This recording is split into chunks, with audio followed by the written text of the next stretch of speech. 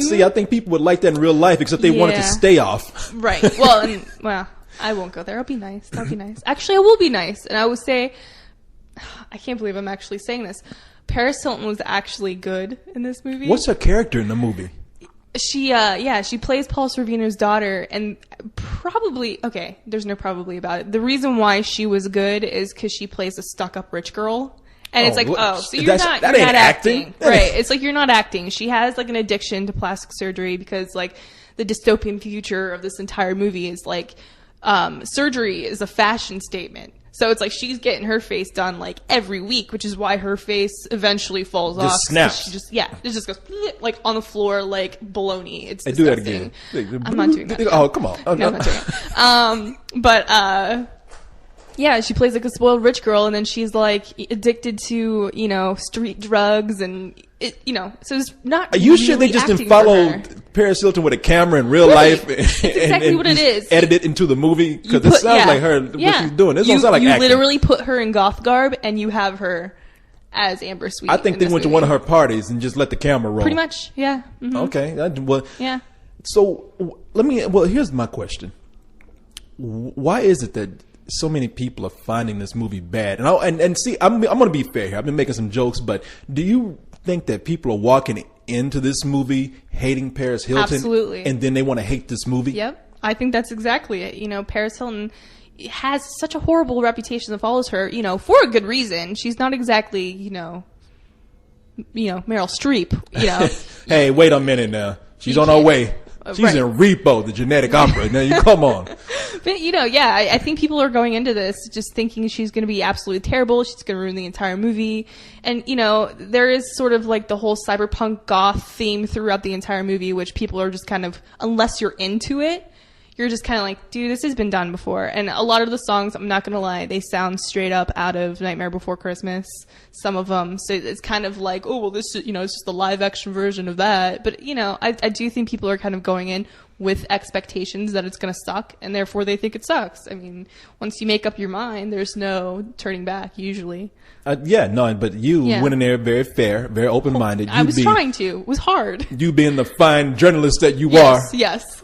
So, and I have to also tell you that I looked at the trailer. Now, nothing really made me want to jump up and go see it, but it did seem interesting, and it seemed like there's a good art style to the movie, too. There is. It's sort of like, I don't want to totally compare it to Tim Burton because, he has his own thing, but it's very dark. It's a very dark film, but at the same time, there's a lot of different colors they pull into this different scenes, and it just makes a really interesting contrast. And it's just, a lot of it is CGI because it's dystopian future, and there's, flying billboards and, all that crazy stuff. All that, the usual. Right. So, I mean, it is sort of like very futuristic, but at the same time, there's a lot of color involved. It's not totally morbid. Did they tell it from the viewpoint of a comic book or something like that? They do. It is kind of cheesy. I'm not going to lie, because they're definitely playing off the fact that comic book movies are, number one box office hits. So they're kind of riding off of that. Yeah, all right, definitely. Yeah. There's no, because, if it was based off of a comic book, I could see that. But the fact that it was a stage play first, there's no use for it. So that just seems, it's cool but unnecessary. Yeah.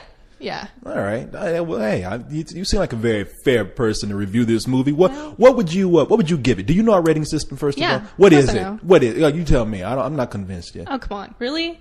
No, I want to hear you say. There's some old bullshit, which is bad. Yes. And then there's rental, which is eh. Yes.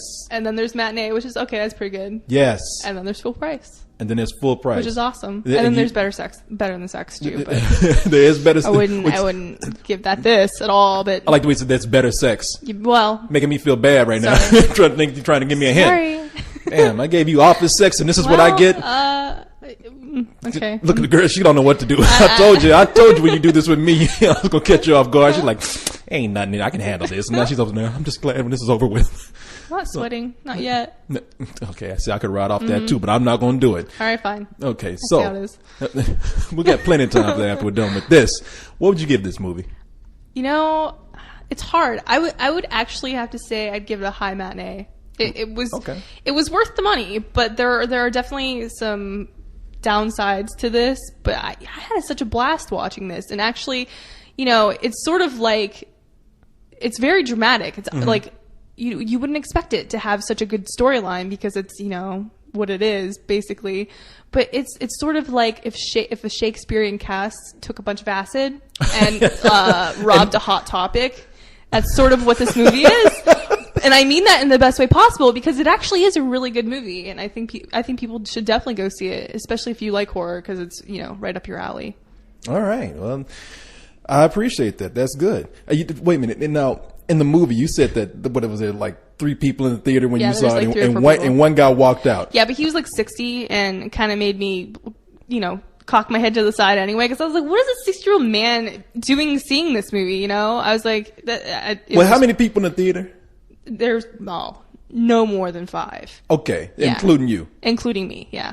Okay, now you see that goes to show you how bad this movie probably is. Oh, come on. No, because I'm gonna explain it to you. Now you know this 60-year-old guy came in there thinking, okay, a Paris Hilton movie. It's gonna be some, you know, some hot. It's gonna be some. No, he's thinking in the audience. There's gonna be some like nice girls in there, probably like, you know, some underage girls. He's walking in there. This movie should be like even pedophiles have to walk out this shit. Yeah, well. He's like, he's looking at the movie. He's like, damn, it's like Slim Pickens in here, and I'm watching this shitty movie too. I got to get the hell out of here. I can't take this anymore. Yeah. Or he was going to see. He thought it was Repo Man. That's probably exactly what he wanted to see Emilio on the big screen. Where's Emilio Estevez? Oh, fuck this film. I'm getting on out of here. So what'd you say? Low matinee? High matinee. High matinee. Yeah. Damn, okay. Yeah. I really liked it. I thought it was really good.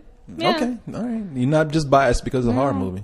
No, it's because it's not to be totally honest, it's not totally horror based. It's actually very dramatic. It's very like, it's almost Shakespearean, and I know that's totally an insult to Shakespeare because it is, you know, a horror musical. But Shakespeare people have to just pissed at you right now. It has such like weird, like love triangles, and, you know, just as soon as you start figuring it out, it goes in a completely different direction. You're just like, what the hell just happened?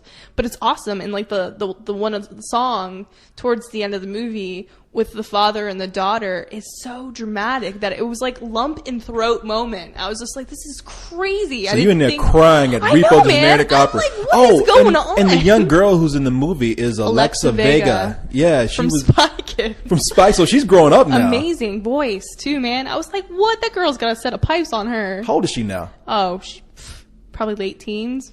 Oh, so she's not legal. Yeah, I don't think so. Damn. Okay. She looks like Lohan big time in this movie, though. Yeah. I mean, makes it why didn't you, a little better. You know something? This is one of the things that you're going to have to learn if you're going to do these things. You got to come in, when there's young girls in a movie, it's up to you to tell me whether they're legal or not, okay? Because I feel like a pervert after I've started, like looking at this girl, thinking about her naked and everything. It's all right. Okay, I'm just saying, you know, why don't you warn me about this, all right? Yeah. All right then.